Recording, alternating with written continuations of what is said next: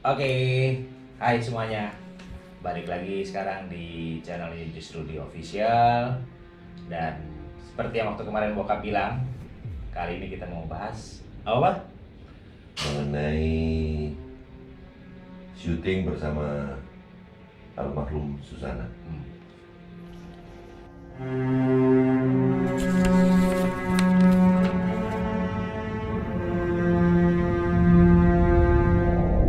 Assalamualaikum. Jumpa lagi dengan saya Jos Rudi. Semoga vlog yang saya akan bikin ini mengenai cerita mengenai almarhum Susana bisa berkenan kepada para penonton semuanya. Awal saya syuting dengan almarhum Susana itu setelah saya mulai start kurang lebih tahun 77 saya start film saya yang terakhir itu yang juara karate yang saya syuting di Hong Kong akhir tahun 77.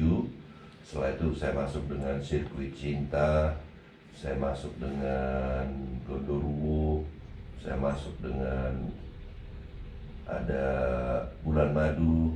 Baru tahun 82 saya mendapat calling dari satu perusahaan film bahwa saya akan bermain dengan Susana. Itu tahun 82 dengan judul Nyi Blorong. Itu yang pertama ya, Pak? Itu yang pertama. Jadi pada saat itu saya sebelumnya tidak pernah mengenal sosok daripada Susana, karena kebetulan seluruh film saya istilahnya kebanyakan action full. Di sini saya diceritakan bukan sebagai peran utama waktu itu, hanya sebagai salah satu peran pembantu, karena yang peran utamanya kalau nggak salah itu Berry Prima.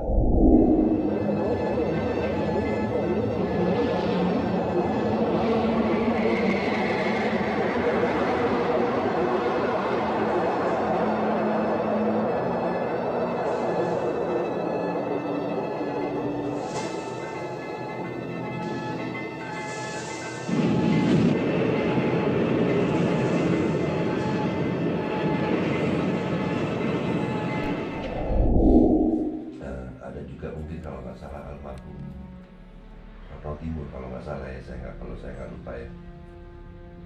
Mulailah saya ketemu dengan Mbak Susi, saya panggil beliau itu Mbak Susi.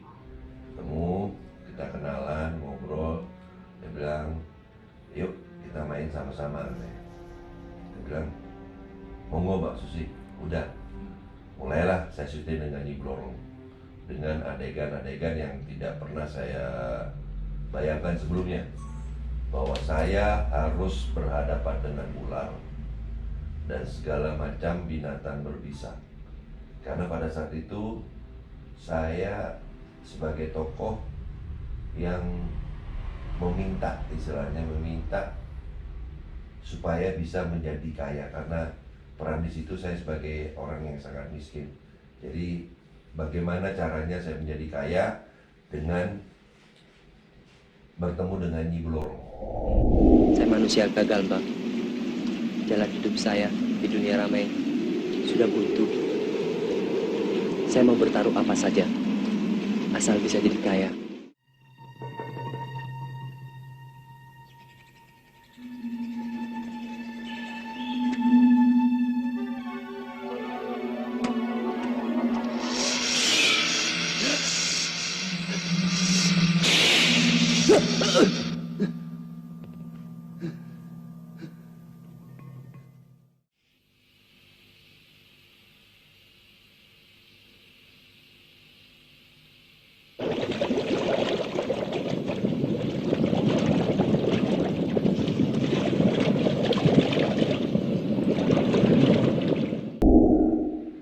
Syarat-syaratnya memang banyak sekali waktu itu. Mungkin pada saat mereka-mereka yang sudah menonton Nyi Blorong, ada salah satu trik di mana saya harus makan ayam segala macam, padahal itu adalah anak saya itu. Jadi disinilah satu hal yang unik sekali, bagaimana saya beradegan dengan ular. Itu adalah ular itu adalah jelmaannya Nyi Blorong. Jadi benar-benar suasana yang sangat-sangat buat saya itu hal yang paling baru. Tapi saya lakukan dengan secara profesional aja. Dan memang satu hal yang yang sangat saya ingat bahwa suasana pada saat syuting itu ada beberapa berasa gitu loh. Apa sih ini? Karena terus terang di seluruh film-filmnya Mbak Susi itu tidak lupa dengan bunga melati yang masih segar, dan itu ada baik itu di seluruh studio ataupun di adegan-adegan di mana dia beradegan itu selalu ada bunga melati yang benar-benar segar, karena dia tidak mau bunga melati yang bikinan banyak, karena kalau di film itu ada bunga melati yang dibikin segala macam ya, supaya awet. Kalau dia tidak mau, dia minta besok ya harus ganti gitu. Kalau besok ada syuting lagi harus ganti bunga melatinya.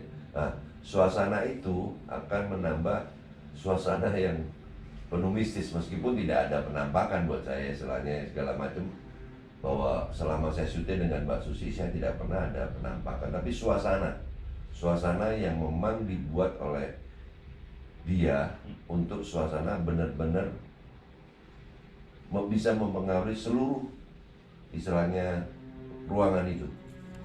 Oh, apa segitunya tuh ya? Ya.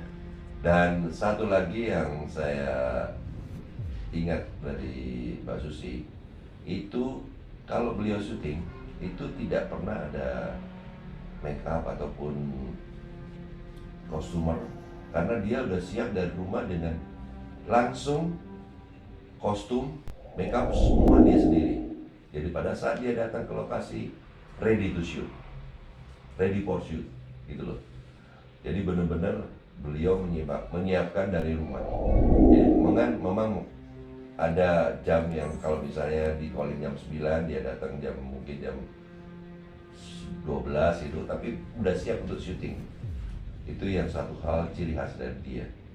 Beda sama yang lainnya Pak, jadi nggak ada makeup, Nggak ada artisnya nggak khusus ada buat Susana. khusus nggak ada, itu sudah dia sendiri.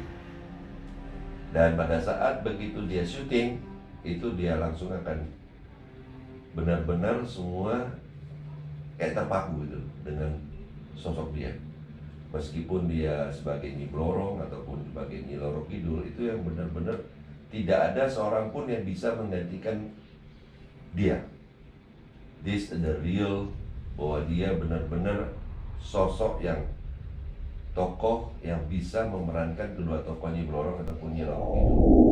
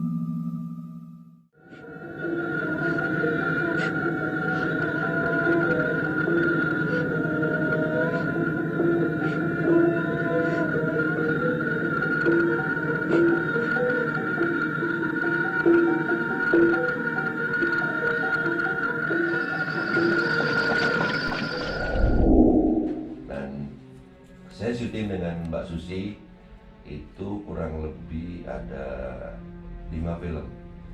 Setelah Nyi Blorong kalau nggak salah ya, karena urutannya saya agak lupa, itu ada Bangunnya Nyi Roro Kidul, ada Petualangan Cinta Nyi Blorong, ada lagi Usia Dalam Gejolak, terus satu lagi apa itu? Jadi Bangunnya Nyi Roro, Telaga Angker. Oh, yang paling hits itu Iya, ya, Telaga paling Angker hits. ya. Jadi Telaga Angker itu ceritanya saya menjadi suaminya Mbak Susi, punya anak. datang pada saat itu ada adegan di mana dompet saya dicopet dan segala macam, terjadi fight. Nah, dari KTP saya mereka datang ke rumah saya dan terjadilah pembunuhan semuanya. Dan pada saat itu Mbak Susi kabur sampai dia naik mobil, sampai dia masuk ke jurang. Itu kita bikin di Danau Lidu ke arah Ciawi sana, itu lurus lagi ke arah Sukabumi. Sebelum Sukabumi itu atau Pelabuhan Ratu ada sebelah kiri itu Danau Lidu. Di sana kita bikin mobil diceburin bener karena tidak ada trik, dan bener-bener tuh mobil diceburin ke dalam danau.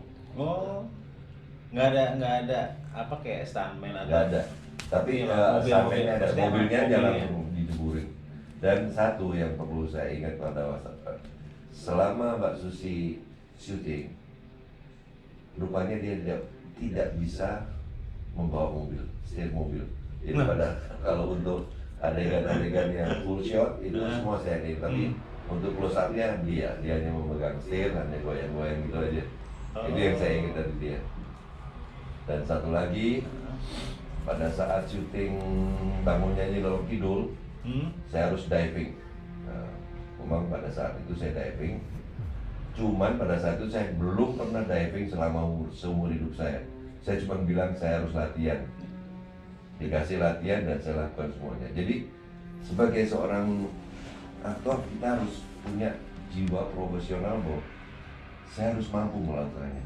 Itu aja yang saya ingin, waktu itu saya inginkan, bahwa saya harus benar-benar total di dalam berakting. Jadi saya belajar diving segala macam. Nah, adegannya pada saat itu dibikin di Cimelati, di kolam renang Cimelati. Di dalamnya di dress, di set seperti seolah-olah itu di dalam laut. Itu saya diving, menemukan satu sosok, saya angkat, dan dari situlah film Bangun Nyanyi Lorong Kidul. Nah, dan hampir semua film Mbak Susi itu dia yang memilih pasangannya. Satu ciri khas dari dia. Jadi kalau dia bilang saya mau ini pemainnya, tidak, produser tidak bisa menolak. Dan kebetulan ya alhamdulillah saya bisa cukup banyak dengan Mbak Susi, ada 5 film itu, dan saya bisa tahu mengenai karakternya, dimana benar-benar kalau di Pelabuhan Ratu mungkin dia melakukan sekedar ritual, dan banyak sekali yang ngomong dia melaksanakan ritual-ritual yang saya sendiri nggak tahu. Ya, namanya orang hak daripada pribadi masing-masing, itu yang saya inginkan, apa yang saya tahu. Tapi dia nggak pernah, Tante Susi itu nggak pernah ngeliatin ke Papa kalau dia ngelakuin kayak gitu. Oh nggak pernah. Dan dia makan kembang itu saya lihat. Jadi dia Asli gitu, asli makan dia kembang makan dulu. kembang. Asli dia makan kembang, bunga melati, kalau nggak salah bunga kantil juga. Dan dia cerita, saya nggak makan nasi, katanya, saya makan ini. Dia bilang nggak tuh dia makan tuh buat apa gitu? Nggak tahu, ya pokoknya ini adalah untuk saya bisa menjalankan syuting dengan sebaik-baiknya itu. Jadi dia makan aja. Dia bilang apa enaknya kembang ini. Iya. Rasanya apa tuh Pak kembang Nggak begitu tahu. dimakan gitu? Cuman dan itu bukan itu rahasia umum, semua tahu bahwa dia makan kembang ini dan segala macam. Dan dia di lokasi tidak pernah dia makan yang sudah disediain, karena dia bilang saya sudah serap itu semuanya, karena dia bilang langsung sama saya. Dia bilang ya walau-walau buat saya, istilahnya udah kita mah hubungan sangat baik dengan Mbak Susi. Terakhir yang kalau nggak salah itu saya syuting sama beliau tuh Petualangan Cinta Ni Blorong dengan almarhum Adrian Bangun. Beliau, nah itu yang terakhir saya syuting sama dia. Setelah itu saya nggak ketemu lagi. Saya ketemu dengan Susana hanya pada saat syuting. Nah saat syuting saya ngobrol, dan selesai syuting ya kita masing-masing. Oh. Itu makanya banyak sekali orang yang mengatakan ya memang dia lakukan dengan total juga. Bagaimana dia menjadi seorang Nyi Blorong, bagaimana dia menjadi seorang Nyi Loro Kidul, dia lakukan dengan sebaik-baiknya. Jadi benar-benar saya lihat pancaran wajahnya itu pada saat syuting itu memang ada sesuatunya gitu. Tapi saya nggak tahu apa itu. Walau alam. Apa ada yang masuk atau gitu nggak tahu juga ya Pak? Nggak tahu juga. Karena tapi memang dia kalau udah syuting sebagai apa udah apa dia lakukan dengan itu total, karakternya benar-benar keluar gitu ya, Pak? keluar sana gitu. Dan itu yang tidak bisa ditiru, tidak bisa satu orang pun yang bisa meniru Susana. Dia adalah she is a legend, benar-benar ratu horor yang dibilang begitu ya, benar. Bagaimana dia menjadi seorang kuntilanak, ketawanya segala macam. Karena pada saat itu kita dubbing ya. Tidak pernah suara Susana didubbing maupun ketawa, semua real suara dia. Oh ya? Suara kuntilanak, suara ini, semua suara dia. Nah, itulah kehebatan daripada seorang Susana. Oh gitu. Dan di sini juga apa namanya, saya pernah ada satu kejadian waktu usia dalam gejolak itu, kalau nggak salah itu 5 scene atau 6 scene itu ada drama biasa. Dia bilang, saya tahu dari seorang unitnya bahwa yang milih saya adalah Mbak Susi, padahal itu ada kurang lebih 30 pemain. Dia cuma lihat, aku Gelemiki, pakai bahasa Jawa, saya mau ini, nama saya yang ditunjuk. Ya itulah karena kita di dalam hubungan syuting itu saya jaga benar, saya hormati dia, dan dia suka istilahnya dengan sifat saya, ya udah, dia yang lebih tua, yang lebih senior dari saya waktu itu, ya saya jalanin. Jadi makanya satu hal yang dalam hal syuting itu take and give-nya itu penting. Bagaimana kita disiplin, bagaimana kita tunjukkan bahwa kita benar-benar profesional.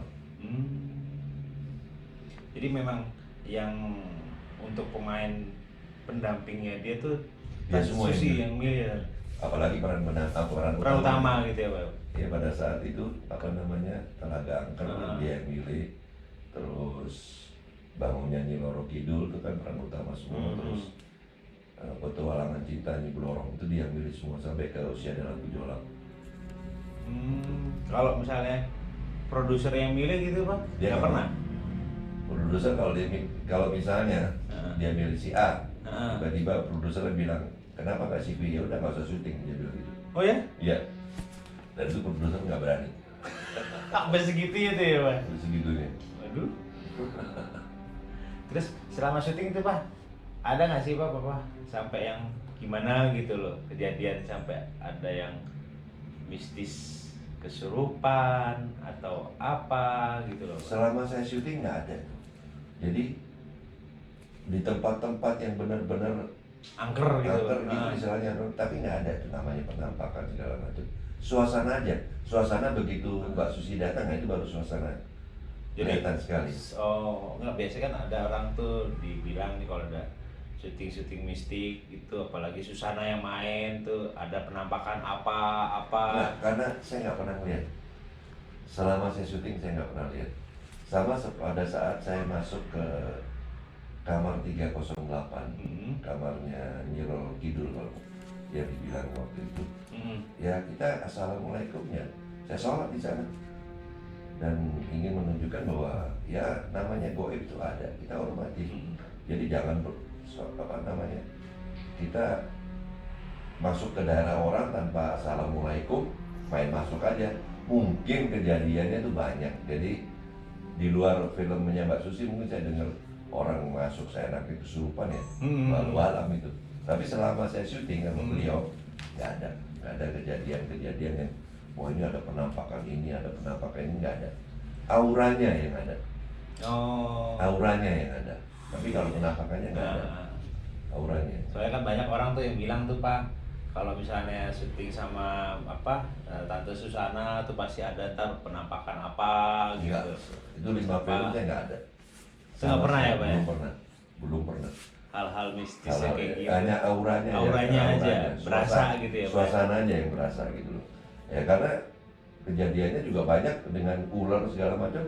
Alhamdulillah ya nggak ada problem, nggak ada apa-apa. Ada ular, kobra, dan dia mau memang the real. Jadi misalnya rambutnya yang ular yang di atas itu benar-benar semua itu ular yang hidup. Waduh. Mau ular hijau, mau macam-macam. Cuman memang mulutnya dilakban. Dan satu kejadian yang lucu dari Mbak Susi bilang, Ruth, nek wis mari syuting katanya, dia bilang kalau sudah selesai syuting, aku mesti keramas katanya. Kenapa Mbak? Ini ular-ular yang di atas saya ini pada kencing semua. Jadi Ini karena memang itu ular beneran sih. ular Ya, beneran, jadi memang jadi pusing katanya. Jadi aku tiap syuting sama ular ini mesti keramas katanya.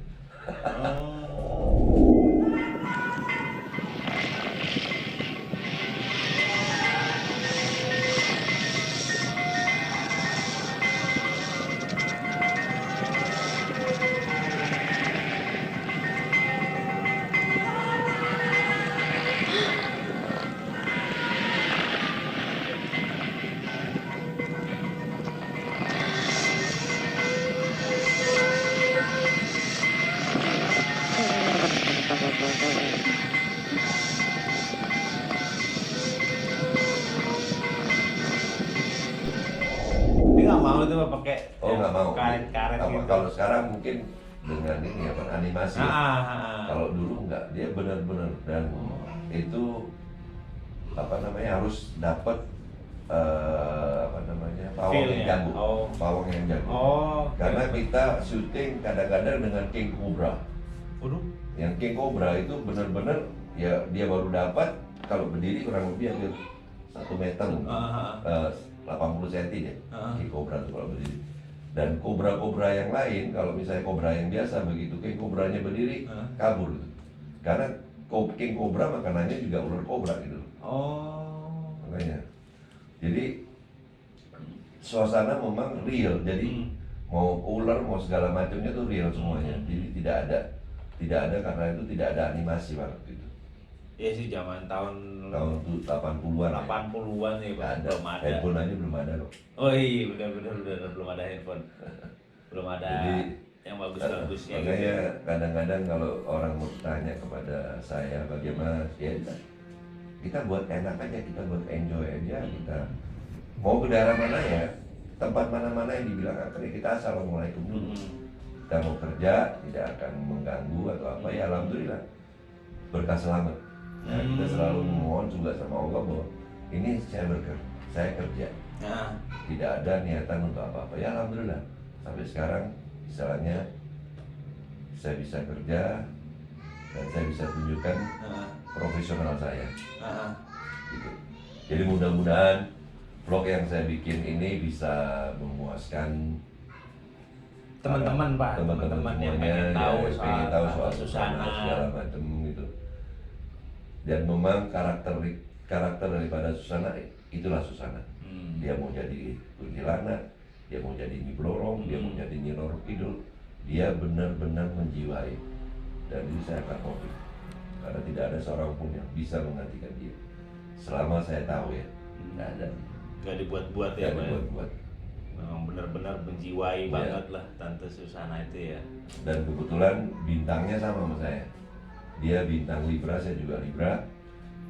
Kalau nggak salah dia lahir tanggal 13 atau tanggal 12, saya nggak tahu. Oktober, tapi sama-sama saya bintang Libra dan kita beda 10 tahun. Kalau nggak salah dia lahir tahun 44. Gitu. Iya. Mudah-mudahan cerita mengenai Susana ini benar-benar janji saya kepada para teman-teman, inilah cerita saya dengan Susana. Ya, kan sekarang teman-teman udah dengar kan? Kemarin pernah bilang kan, dah sempat komen juga kalau minta Papa cerita tentang Susana, sekarang sudah dipenuhi nih sama Papa. Nah, untuk next vlognya, kalau kalian pengen tahu tentang kehidupan Papa atau pengen apa aja, nanti tinggalin komen lagi ya. Satu lagi nanti kalau misalnya ini ada satu vlog saya yang karena saya kagum dengan tokoh Kenaro. Saya main di film layar lebar sebagai tokoh Kenaro dan saya syuting sebagai tokoh Kenaro di sinetron waktu itu di TVI. Nah itu cerita untuk selanjutnya di mana benar-benar kejadian yang saya alami. Nah, ditunggu ya teman-teman semuanya vlognya Papa yang tadi itu. Oke, sampai ketemu lagi ya di vlog yang selanjutnya. Jangan lupa untuk Subscribe, like, share, and comment. Wassalamualaikum warahmatullahi wabarakatuh. Sampai jumpa lagi.